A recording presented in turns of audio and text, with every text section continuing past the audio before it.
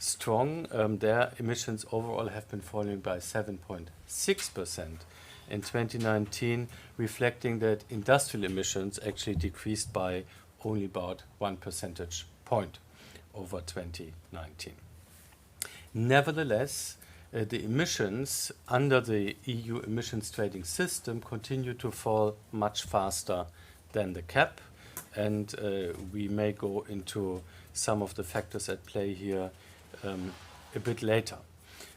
It is very clear looking at the EU emissions trading system and power sector emissions that this is one of the prime focus areas that the Commission should look at when discussing increasing EU climate ambition, as is the explicit intention of Ursula von der Leyen as Commission President. Now, the third key finding is that renewables rose to a new record, supplying 35% of European electricity. The specific number you have on the cover of the report, so it's 34.6% of electricity supply.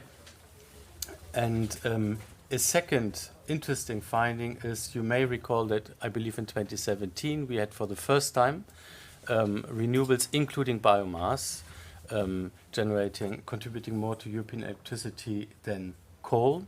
This year we do have for the first time wind and PV combined, contributing more to European electricity than coal, specifically 18%. Overall, we do see still a west-east divide in Europe, but there are nuances to this divide. Some member states that have been reluctant to engage on renewables, specifically Poland and Greece, are now starting also in that direction. It is not showing strongly in the figures yet, but in the actual installed capacity, this is visible, but still much of Eastern Europe significantly lags behind. As in past years, auction prices for renewables are meeting new records. We have new offshore wind low auction prices records in the UK, and for solar in PV. So the new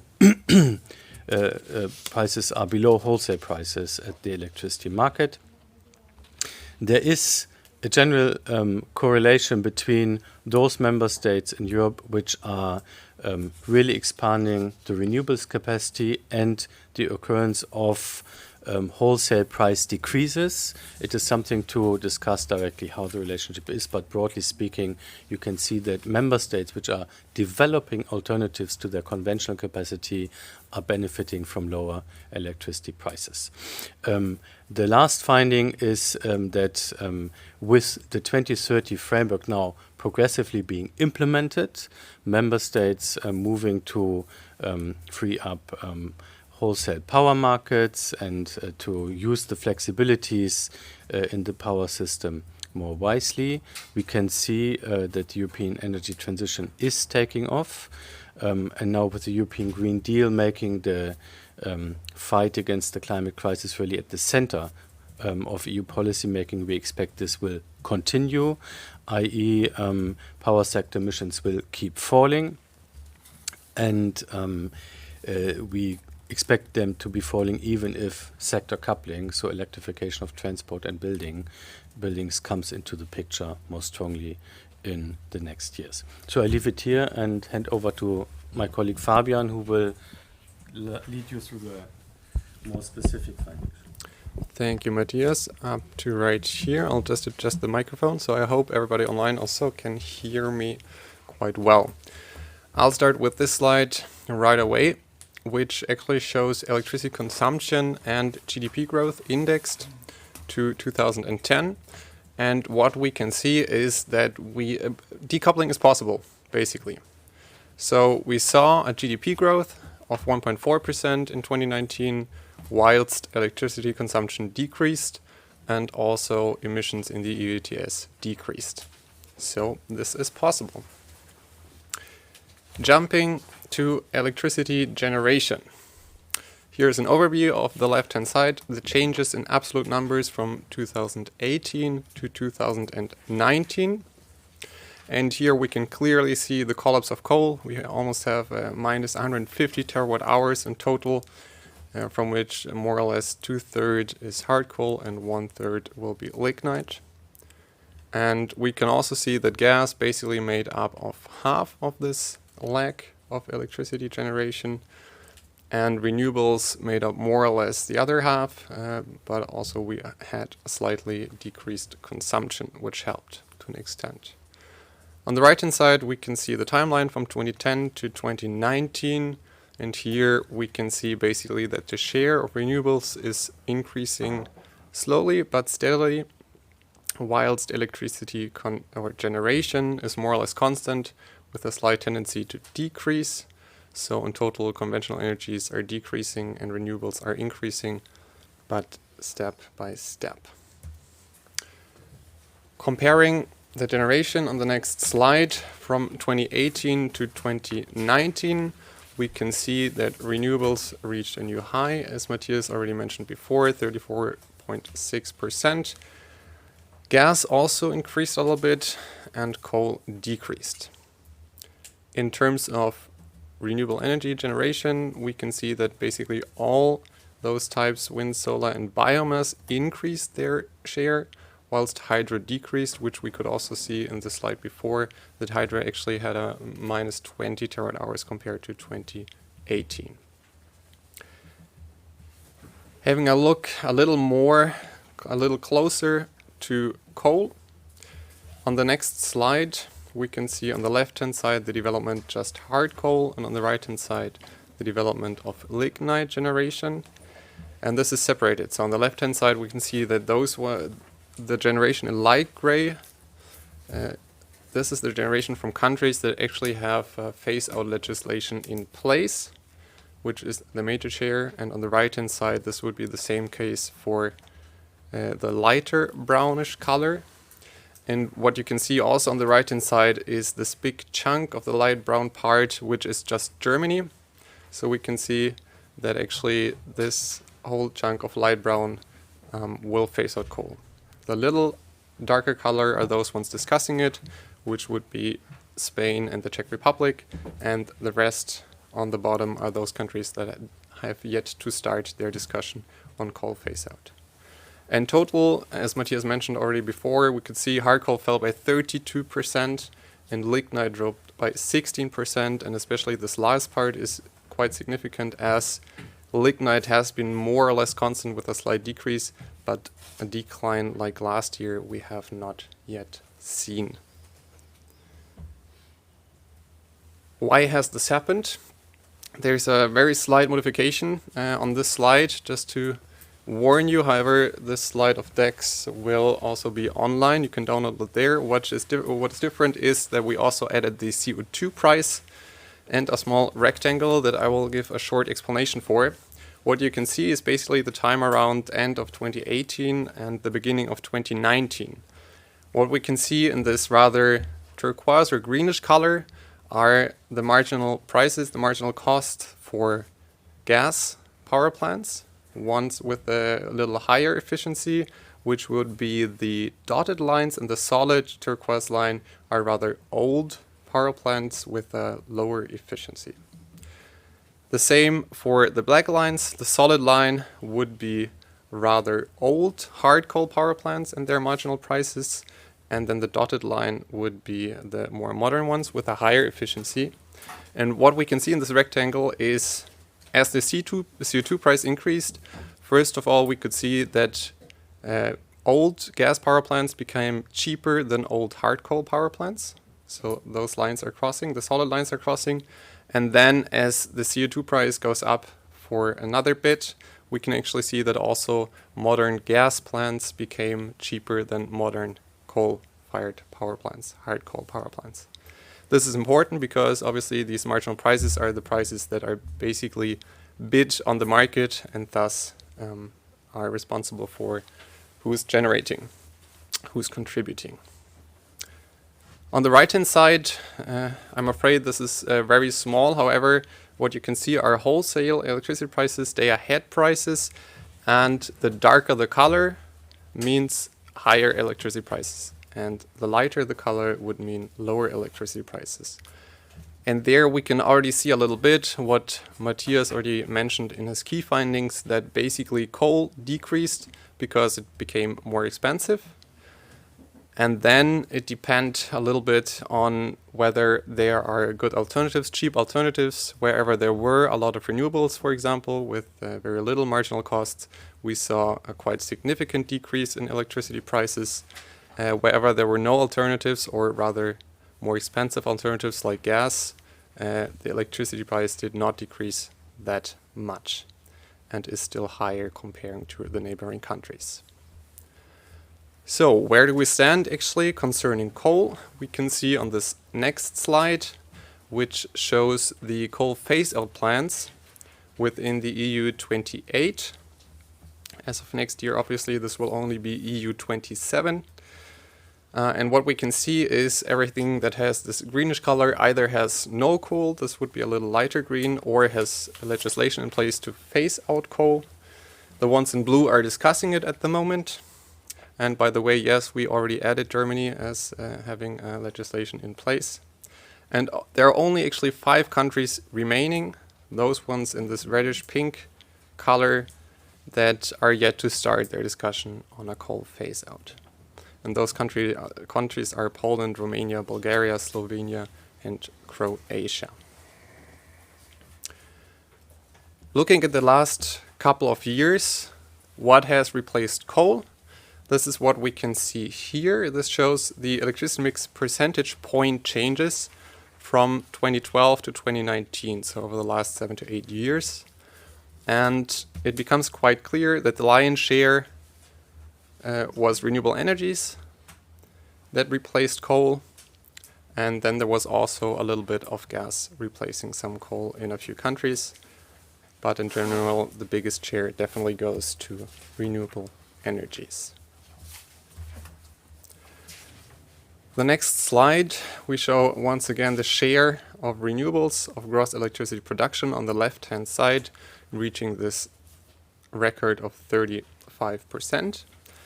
And on the right-hand side is also, it's been mentioned, we can see the generation of biomass, solar PV, and wind. And the black line shows hard coal and lignite combined. And there we can exactly see that 2 years ago we were more or less even biomass, wind and solar PV, and now just solar PV and wind are actually outbeating coal and lignite combined. However, when we look on the next slide at where do we need to go, and we compare the last decade to the next decade, we can clearly say, well, actually we have to deploy renewables at twice the speed. This can be discussed, of course, having in mind, okay, how will hydro develop, how will biomass develop, but we can see that even though we have a record year, we still need to go forward and speed up. So what we can see here obviously is the development over the last nine years, I believe, and what we need in order to reach the EU 2030 targets. When we look at, okay, well, how was the deployment of especially wind and solar PV? These are the most actual numbers from Solar Power Europe and Wind Europe on the right-hand side. And we can see that we actually did pretty well. So when it comes to solar PV, we added around almost 17 gigawatts. And on the right-hand side, wind, we added almost 14 gigawatts.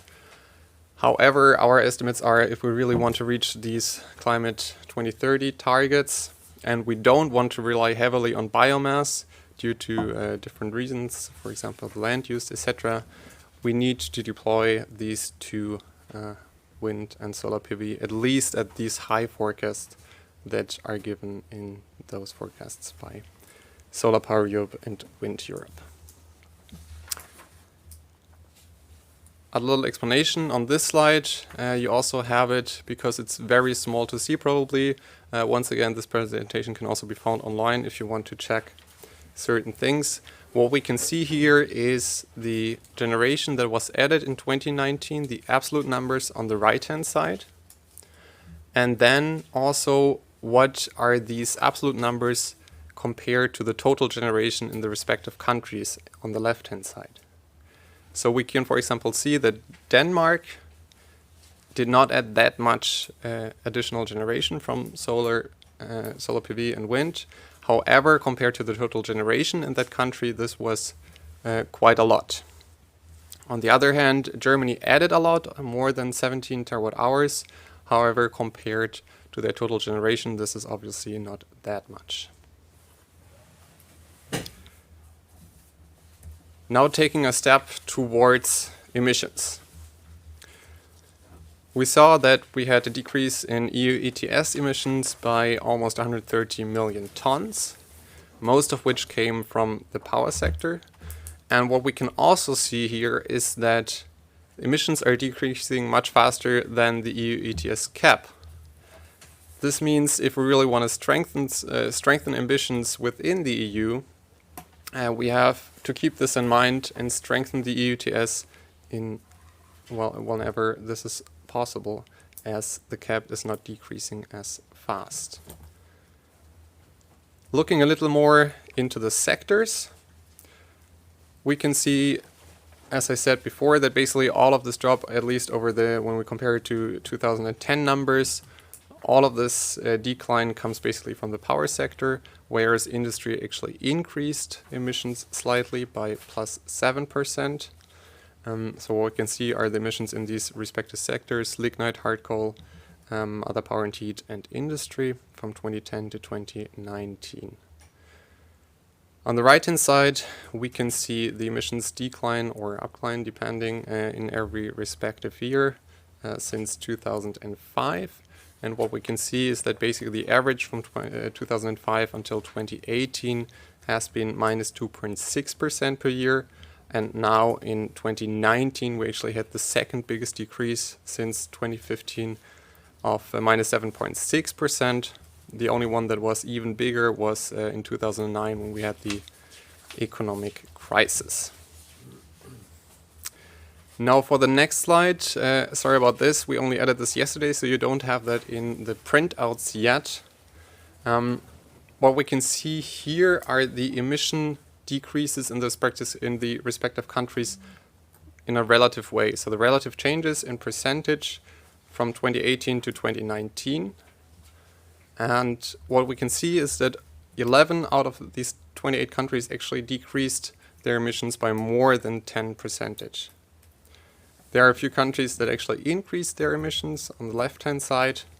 So this is always obviously relative to their respective emissions in 2018. And there we can also see, for example, that Estonia is all the way on the right and decreased emissions compared to their absolute numbers in 2018 by quite a significant amount. However, we have to keep in mind that what we'll see also on the next slide, their CO2 intensity is still quite significant due to their reliance on tar sands. Also, this is not visible too well, I guess, in the stream because it's really small. Basically, the darker it is, the higher the specific emissions in the respective countries are. And also having this in mind, whoever has printouts of the study, I just need to mention that there is a small error actually. So in your printed version of the study, the number that is in Norway actually needs to go to Finland. And Norway we actually crossed out here because obviously it's not part of the EU 28. Sorry about that. And what we can see here, well, obviously Estonia still has the highest CO2 intensities, followed by Poland that still heavily relies on coal. With that in mind, I'll give it back to Matthias to have a few words on policy. Thank you, Fabian. And just so the mistake on the map Fabian was mentioning is figure 5.1 on page 31 of the printout of the study. where we have a bad coloring of countries, and it's not in the slide deck, but in the printout version of this study. Exactly. Now, a few points on the policy developments in Europe in 2019. And this nicely links to some of the developments we're seeing. Both the build-up of renewables as well as the phasing out of coal really relies on government doing their homework and planning ahead. So the political discussion on the integrated national and climate plans of member states has been one of the focal points here in Brussels, where the member states had to submit first drafts of the national energy and climate plans under the so-called European Energy Union Governance Regulation by the end of 2018. And by the end of 2019, the member states should have submitted the final versions of the NECPs. The evaluation of the draft NECPs by the European Commission showed that by and large, member states still had to upgrade their planning for the next decade in order to reach the EU 2030 targets, both for renewable energy as well as for, and particularly for energy efficiency. We are yet to see an evaluation of the final NECPs of member states. We do not expect this to come before the summer this year, also because some member states, including Germany and Poland, have not yet submitted their final plans. But this clearly will be one of the reference points for increasing climate ambition in Europe, which is one of the headline commitments of Ursula von der Leyen as part of its European Green Deal. Now, what is important in our view in the European Green Deal, how it links to the power sector, are a few issues. One is mainstreaming. The Commission is indicating it takes mainstreaming of climate action across the market signals, across the economy seriously. This will have implications also for the power sector. Further evolution. A second issue is green hydrogen, particularly when we are discussing about industry decarbonization. Green hydrogen plays an important role. Green hydrogen is renewable electricity based hydrogen, so it does have repercussions on the power system. How much demand there is for green hydrogen will translate into needed build-up of additional renewable energy capacity in Europe, or potentially also partnering with other regions in the world to have this green hydrogen produced. And the third major discussion will be on carbon pricing, where the Commission has already indicated they will expand the scope of the European emissions trading system to international aviation and to shipping, and they will be looking into also expanding the scope to transport and buildings. So the debate, as well as again have a go at energy taxation harmonization in Europe. So the issue of carbon pricing will be at the center of the political debate on increasing European climate ambition. And as Fabian was showing, there is a major opportunity really to strengthen further the European emissions trading system because of the continued oversupply of allowances to the market, where the cap is more generous than it needs to be from the demand side of the market. We also have a few points on Brexit in the report, which I'm not going into now, just in case that you might have some interest there. So this sums it up from my side, and we would open now back, Janne, to you. Yeah, please. To Are perhaps there if there are any questions. Mr. Laurence? I have two questions, please. You say mainstreaming will have consequences for the power sector. Could you perhaps explain it a little bit? And the second question, you said that wholesale prices are lowest where there's a lot of renewables. What about retail prices? I say something on the mainstreaming, and perhaps you on the Okay, so Just repeat the question. yes. So the question, there are two questions. One is on mainstreaming. How do you see this being relevant, and for the power sector? And the second is on price developments, not only wholesale but retail prices as well. And so I will take the first, and Fabian and Dave perhaps the second. So the mainstreaming. What am I referring to? I'm referring to the announcements of the Commission to work climate priorities into state aid, into public procurement, into we have seen already work of the European Investment Bank. So what projects are bankable in terms of new generation, in terms of infrastructure development? This is what I'm referring to when I'm referring to mainstreaming.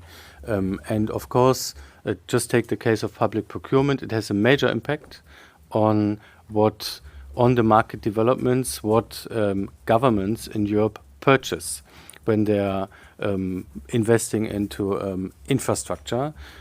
What are the sources, what are the quality requirements on what they're purchasing?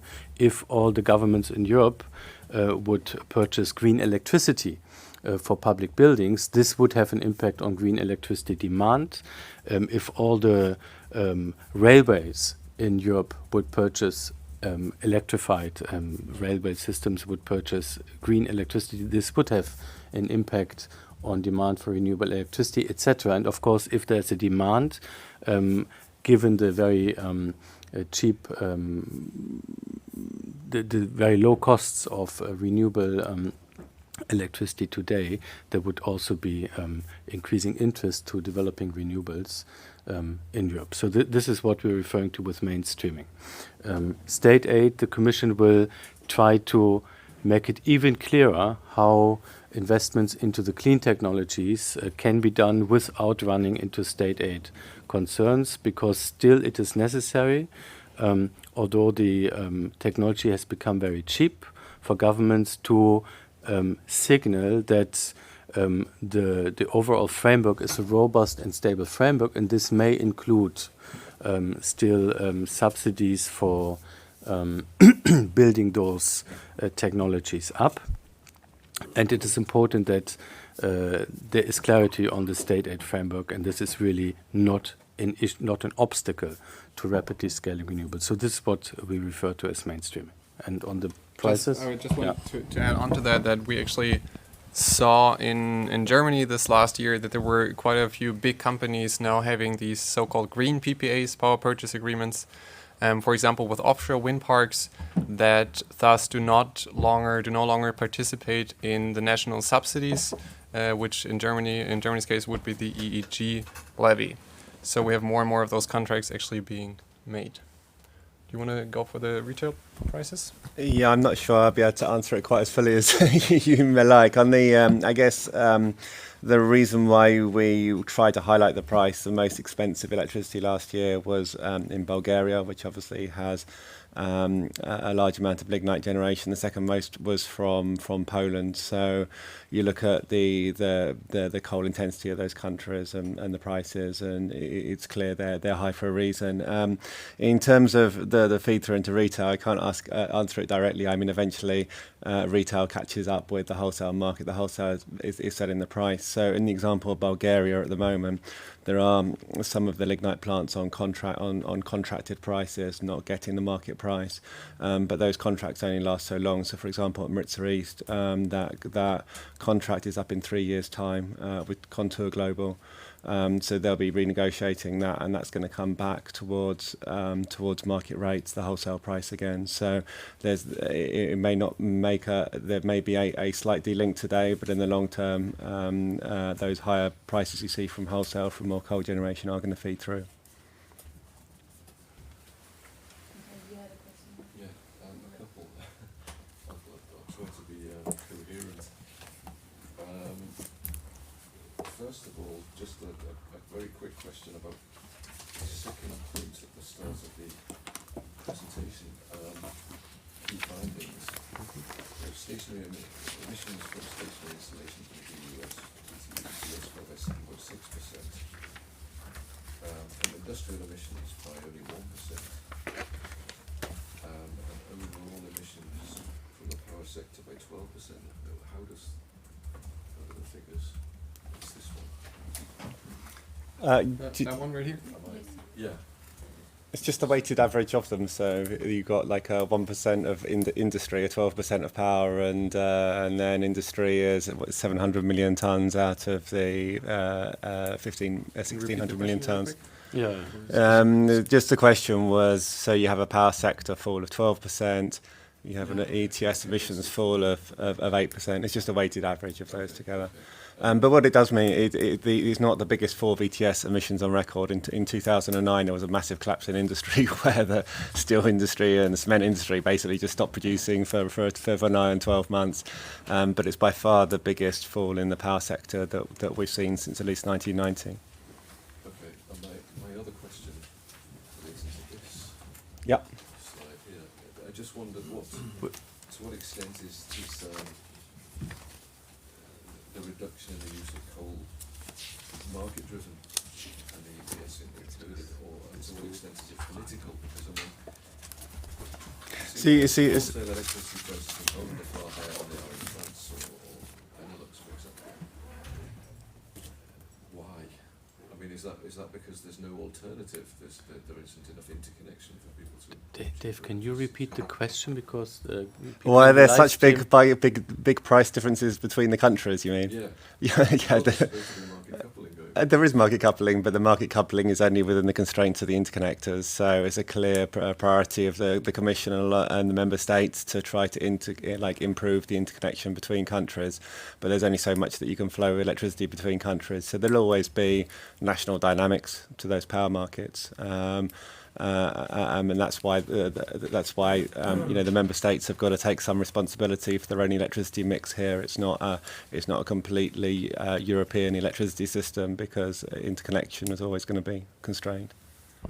But then just adding on to that, obviously what we can see here is also that we have decreasing marginal costs of electricity for gas power plants whilst the CO2 price is increasing, which does not really make sense right away anyway. So this was also partly due because we had a really low gas price, a decreasing gas price. So these factors combined basically led to gas power plants become cheaper and thus outbeating coal. If I can, one last question about pricing for Mr. Buck, as you mentioned that one of the things we're going to need is green public procurements, for example, and you said that if governments demand public buildings are run by green electricity, it'll drive the demand for renewables. The system at the moment, as I understand it, whereby you can decide that you want to buy green electricity, it has to be covered by guarantees of origin, doesn't it? I mean, isn't the net result of a lot of governments demanding green electricity going to be to drive the price of green electricity up? And what is that correct for a start? And if so, then what impact would that have on that? So the question is on the price development and, for instance, mainstreaming coming into the picture. I gave the example of governments procuring green electricity for public buildings. Now, I would say this is not part of the analysis that we have presented. It is an example for mainstreaming. You would expect that in the planning of governments of the additional capacity that is permitted and the amount of auctions for renewable energy generation they are auctioning, this is also part of their planning, how they see demand developing. So how this would play out in prices, if we look at it from a company angle, there's loads of companies signing up green PPAs, and the reason why they're doing that is it's a win-win for the companies because they're getting long-term contracted electricity at a price that they're comfortable with, and then the renewables companies have got a nice long-term contract to be able to build wind and solar projects off of, and that basic premise is no different if you're a public organisation, if you're signing up a long-term PPA agreement, you're hoping to achieve a better price for that green electricity, and it's also a win for those developers. Yeah, actually I have 4 questions, so should I all? Okay.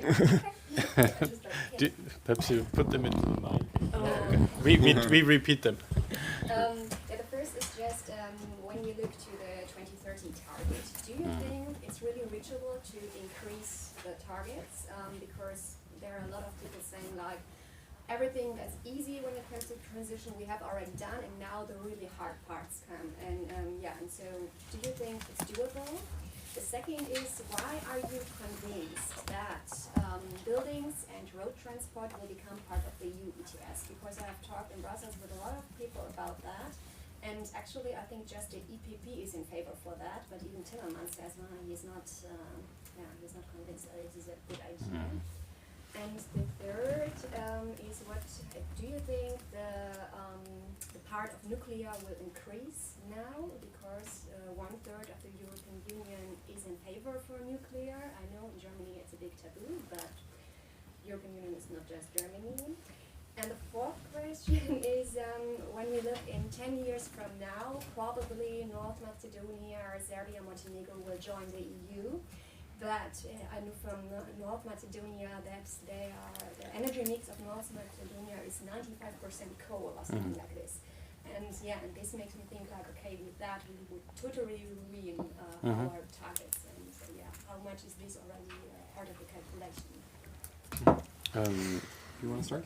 Yeah. So there are, if I understand correctly, 4 questions. One is, can the EU 2030 targets be reached? And this is a bit beyond the scope of the report. It's kind of a fair estimate. Let's put it this way. Second is on the extension of the emissions trading system. We mentioned that we expect the Commission to look into broadening the scope of the ETS to transport and buildings. Is it realistic, or is it just a few voices really pushing for this? Question on nuclear, will it increase? And the last one is, I would say, the Western Balkan region, and how, as a neighboring region directly next to the European Union, it will come into the picture, particularly given that some of the countries there have a very high reliance still on coal. Okay, I have a go at it, and then you come in to support if... so the first one on can the targets be reached? I think this very much depends on the sector. For the power sector, absolutely yes, they can be reached. We do have, if you look at some of the figures, not in the slide deck, but in the report, you do see that member states with a very good potential, both on wind and on solar, still have to develop that potential. This goes particularly for East and Southeast European countries. And given the very low technology costs and really the off-the-shelf availability of renewable generation, this is really a major opportunity for member states to clean up their power systems, and including then reaching the EU targets. So the EU renewable target, where we expect currently 57% share of electricity, this would mean approximately doubling of the deployment speed over the next decade compared to what we've seen in the last decade. Looking at 2019, we have seen the installation that we would need to see continued for the next decade. So this is clearly possible for both wind and solar. And member states could go even faster. There is a lot of unused roofs on large buildings. There are very interesting new studies on the conversion of, for instance, open coal mines to generate, to use for utility scale PV, be it floating, be it ground-mounted PV, and the data shows that you can really achieve a lot moving from fossil generation to clean generation. So I'm very optimistic on that absolutely it can be reached. It is more a challenge in other sectors, particularly in buildings, but this is not the focus of the report. The second one on the extension of the European emissions trading to buildings and to transport. This is something, as I was reporting, which the Commission announced it will look into. What it will make out of its assessments, we don't know. I think there are two factors at play, or a few factors at play. One is that energy taxation at the moment still requires a consensus amongst the member states. Everybody knows that we need to have a better signal of the price of carbon across the economy. There is no doubt about this. The question is, how much can Europe support proper carbon pricing? Now, with energy taxation, we have seen two efforts and they failed. The Commission said we will make a third effort. Possibly it's a successful this time. But the first signals that we have seen in discussions in the Council were not encouraging, I must say. So what is the alternative? The alternative is to use emissions trading, which is qualified majority because it's based on the environment article of the treaty, and to try to push the carbon pricing signal to broaden it via emissions trading. And exactly how the mechanics of this could work is yet to be analyzed. Germany has now decided to develop a national emissions trading system for the non-ETS sectors, but only for Germany. Other member states have different carbon pricing systems in place for the non-ETS sectors. The Commission will try to analyze how those in the future, possibly after 2030, could be brought together. I would not expect that we are then only relying on the emissions trading system, no, but if you look at the expected prices for emission allowances, you will need to see an expanded emissions trading system as part of a policy mix of measures that continues for buildings and for transport. So we're not talking about getting rid of sectoral standards for cars, for instance, CO2 efficiency standards for cars, but really about how a CO2 price extended to transport via emissions trading could then also be combined with those other measures that continue to be necessary. So it's yet to be seen, but clearly it's something where I believe the discussion is evolving and it will not disappear because there is no, let's say, comprehensive understanding of how it could happen and what would be the benefits of it to happen. Will nuclear increase? I think it's a guess. Nuclear tends to be very expensive compared to the cleaner alternatives that exist.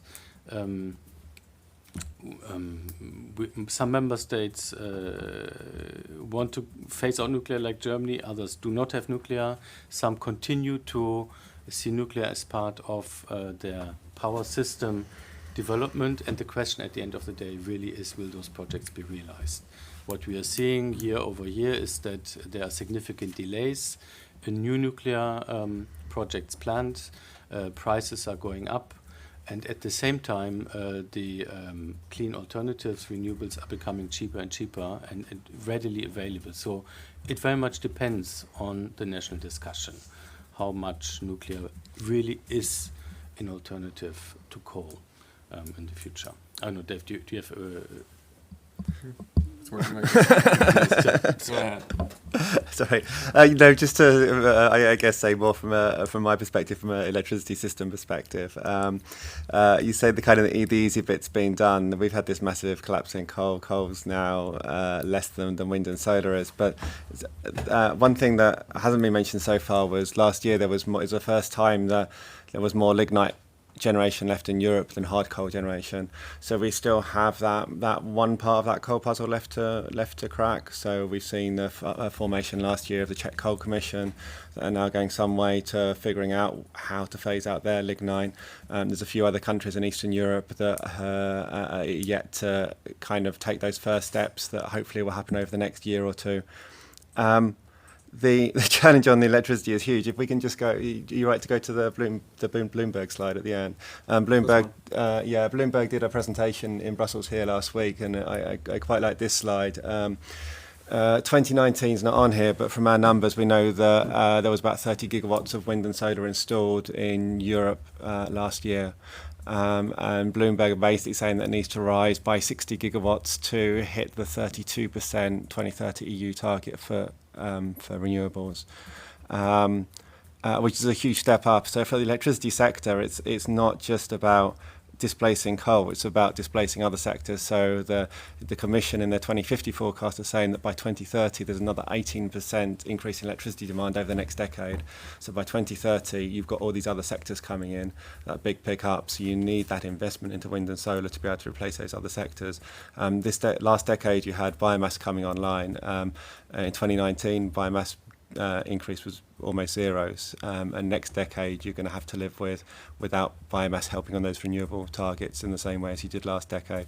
And thirdly, you talk about nuclear, but from an electricity systems perspective, the big kind of thing around nuclear in the next decade is actually how fast do the existing units come off, because it's not just Germany that's bringing units off in the 2020s, there's other ones as well. So there's a huge amount of investment that we need to go through to keep that coming through, to make sure that we don't pick up gas generation in the meantime and actually increase our reliance on fossil. So there's that huge task to do within the electricity system through to 2030 still to reach those targets. Sure, there's big issues in all the sectors, but the electricity sector is a big issue. It's completely doable. We've seen the the Wind Europe and Solar Europe forecasts over the next few years, and they're both very excitable. There's enough policy, enough countries that are engaging in building wind and solar to be able to step that growth up immensely.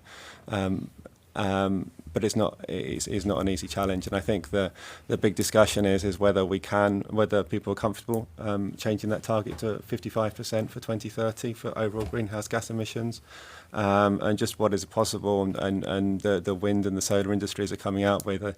I think it's quite obvious that the answer is yes if we try hard enough. Perhaps the last question on Western Balkan countries. I start and then you sure. Sorry about that. You just published a report on it.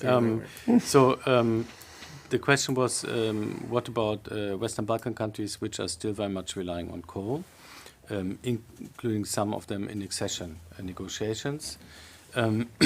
Now, in the Green Deal, the Commission has made explicit that it sees the Western Balkan region as one of the regions where they will be trying to expand this narrative of the Green Deal or to the Western Balkan regions.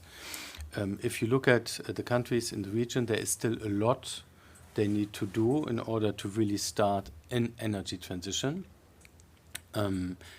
across the energy systems, be it the building stock, be it the power system, be it transport. They're really very much still stuck, with few exceptions, in the old energy world. Now, where this will become really a focus of attention, where the Western Balkan countries are going, that there are a number of still coal projects, new investments into coal capacity planned in the Western Balkan countries. At the same time, the power systems of the Western Balkan countries are linked to the European power system, but there is no carbon pricing system in place like we have for the European Union with the emissions trading system.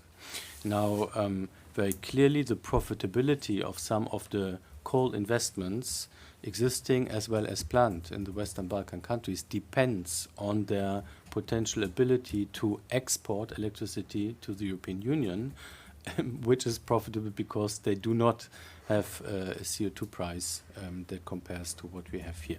So one of the questions will be actually for us whether this idea of a border carbon adjustment will not be like as a low-hanging fruit first applied towards the Western Balkan countries. They do not engage on pricing carbon in the power system. And from discussions that we have had with our network partners in the region, this is very much perceived an issue now, also in the political debates, that you really have to engage on those topics as well in those countries. Otherwise, you might see difficulties. I don't know, Dave, if you... Yeah, I don't know if you saw, report on we this released a side. report last week on the interaction around Europe's borders on the electricity side, and it's not just the Western Balkans. You've got Turkey, especially looking to build new lignite plants that are then increasing their interconnection with the EU, and it's like a little bit of a crazy situation that there's an explicit aim to increase exports out with that lignite, that where Europe's undergoing that decarbonisation so quickly. So there's a huge driver from that perspective. The other perspective as well, which we haven't mentioned, is just purely from a modernisation perspective. So a lot of the coal plants in Western Balkans are just generally so old. Like collectively, they emit more sulfur dioxide than all of the EU's coal power plants put together. So there's huge air pollution problems from them, just because they need a huge amount of investment. So who's going to pay for that investment? How are they actually going to be able to keep those units alive, let alone build new ones? So they've got a huge modernisation that needs to happen within each of those countries, and it's going to be a crazy situation if they just keep putting more of that money into coal, especially where you do have that overlap with the borders. Well, I think we have time for 2 more questions.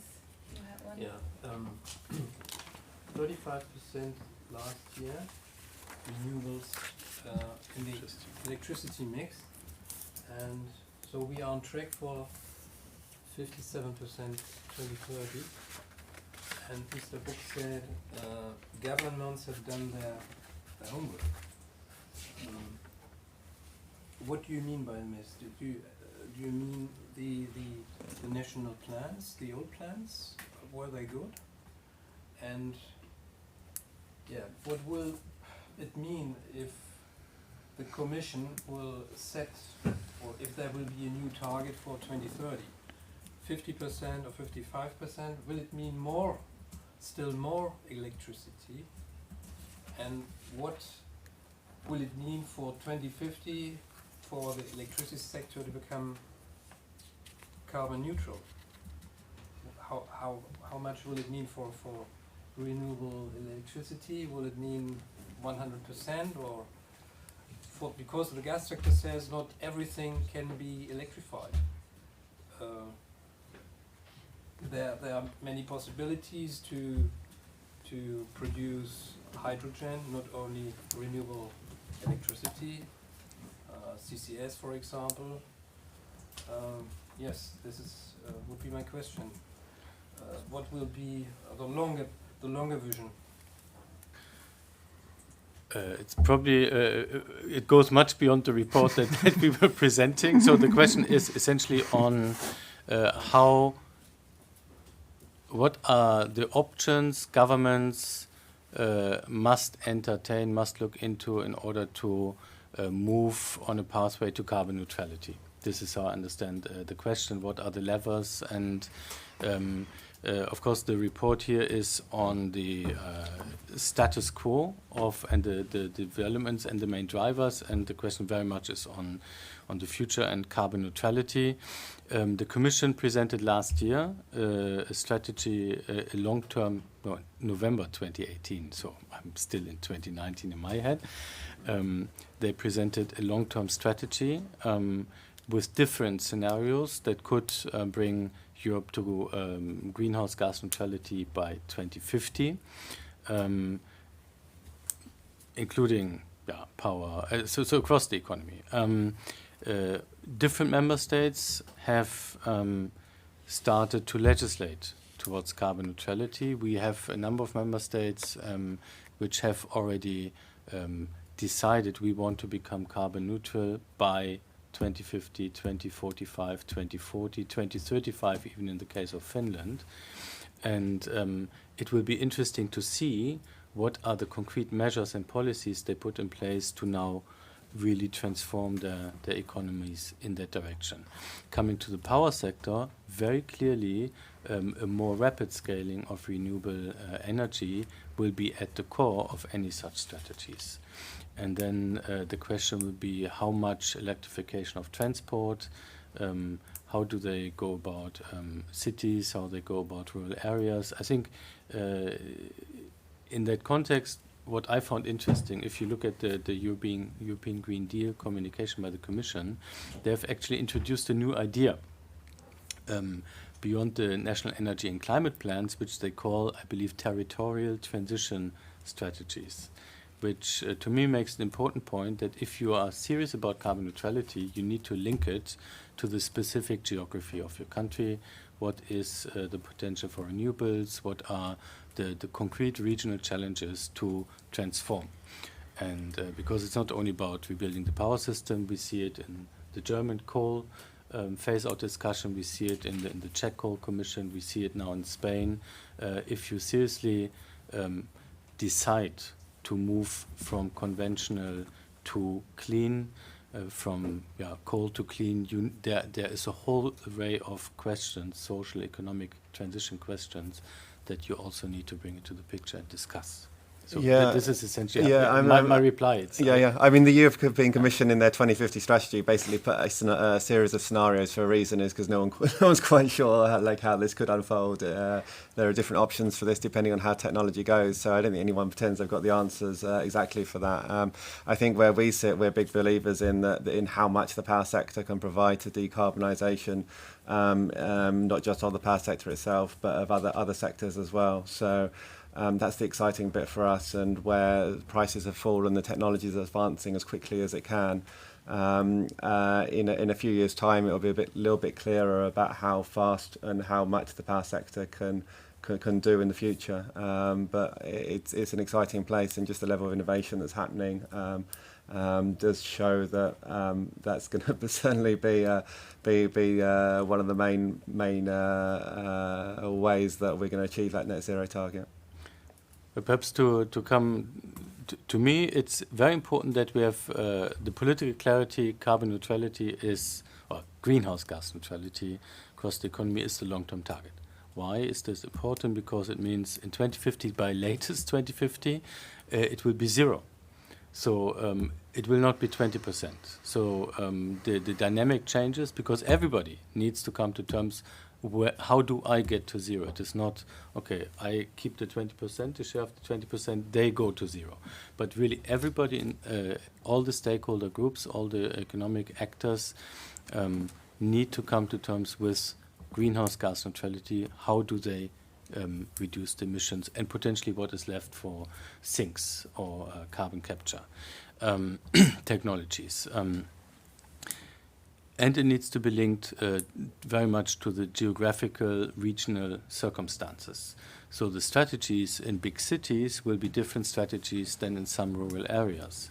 The strategies in regions where you have very good hydro potentials are obvious compared to others where you currently have a high share of coal generation for electricity production, etc. What is important that we have a clear headline message, greenhouse gas neutrality, and at the same time, then I would expect that much of the dynamic will actually not come from the European legislative level. It will not be the super planning entity coming from Europe, but it will really be very clear framework conditions, robust targets, a lot of supportive instruments that we will see, but then a lot of dynamic happening in specific regions, moving ahead, and a big exercise of collective learning. I find it's going to be really exciting to watch across the member states now that we're really moving towards carbon neutrality. You know? Well, okay, with this quite extensive question, I think we have to close now.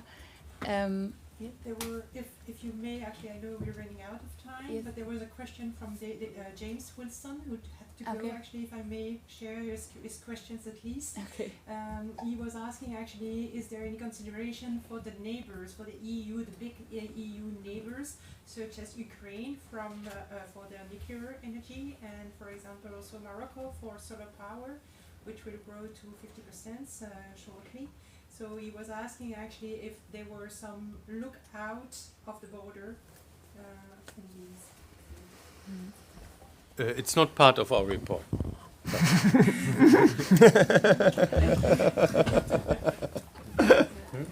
would have one short question, if I may. One part of the Green Deal is also to become more independent of energy imports. And and my question would just be, if you think, is it possible that the European Union can get totally independent from energy imports just with renewables and hydrogen? No easy to answer, okay. It's a fair question. Absolutely. So there are all kinds. I mean, there are scenarios about 100% renewable energy systems. So theoretically, it's possible. Whether it is, let's take the case of green hydrogen. If we are decarbonizing, so depending on the demand for green hydrogen in which sectors of the energy system, there could be a very significant demand. The question is, because compared to direct use of electricity, this is much less efficient. So you do need more renewable electricity generation capacity. And then the question really is, will this all be built up in Europe, or will there be partnerships with some region? Will there be a global market for green hydrogen? Because there are some regions in the world where there is, a lot of space, fantastic wind or solar conditions, and this could be come future hubs for green hydrogen production, be it in North Africa, Chile, Argentina, etc. So it's something many analysts are looking into at the moment. I don't think there are hard answers to the question, but it is a question. To me, the issue of energy independence is going much beyond the question of energy transition. It's a bit a statement of, do I need to be completely independent in order to, in terms of energy, in order to be a sovereign country? I don't think so. Yeah, I mean, trading has always been a part of national developments, and the question is, do I want to pay a lot for fossil energy imports while not investing sufficiently into avoiding those imports, while take the specific case of energy efficiency. The Commission has shown in the past that €1 invested in energy efficiency improvements in Europe would actually avoid more than €1 in fossil energy imports. So it's really a question, where do you put your money? Do you put your money in continuing to import fossil fuels, or do you put your money into cleaning up your energy system? I don't think there's any doubt that if you want to move to greenhouse gas neutrality, you should prioritize cleaning up your own energy system. And then the question, how much international trading is useful also from an economic perspective, is an entirely different set of questions to me. Yeah.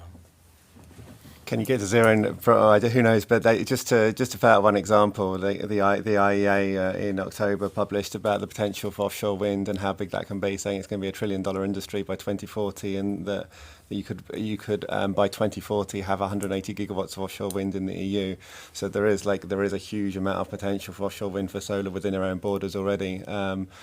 So who knows what it means in the absolute terms, whether you get down to zero, but it shouldn't be overlooked that just how much resource we do have already. Okay. So now I think we have all questions answered, or at least No, I'm finished. try to answer it. No worries. It was not very, very well answered. My question was, the governments have done their homework and you refer to the national plans. As far as I know, the plans are not so new. They have been submitted in December, so you mean the old ones, no? I was referring to under the Energy Union governance regulation, the member states have an obligation to develop so-called national energy and climate plans. Yeah, but this is quite new. This is Do you have any comment on the latest one? So the final ones came out at the end of December or coming out now? 19 and can't be the NECPs, or perhaps It was the draft ones. No, came out no, in we had 2019. drafts of those plans submitted by the end of 2018. And the Commission was evaluating the drafts, commenting on the drafts, and then there were a number of member states who collectively, if you were adding up what member states were planning on renewable energy, it was not adding up to the target. There were like almost 2 percentage points missing. If you were looking at energy efficiency planning of member states, there was an even more significant gap of about 5 percentage points to the EU target. And so the Commission has, since summer last year, been in dialogue with national governments. What more do you plan to do? Because it's not adding up. And now we are... 2030 and Yes, they're 2020 to 2030 plans. yeah. Yes. And there I said the more will happen. I mean, but we have yet to see the full set of plans because some member states are a bit delayed in submitting them.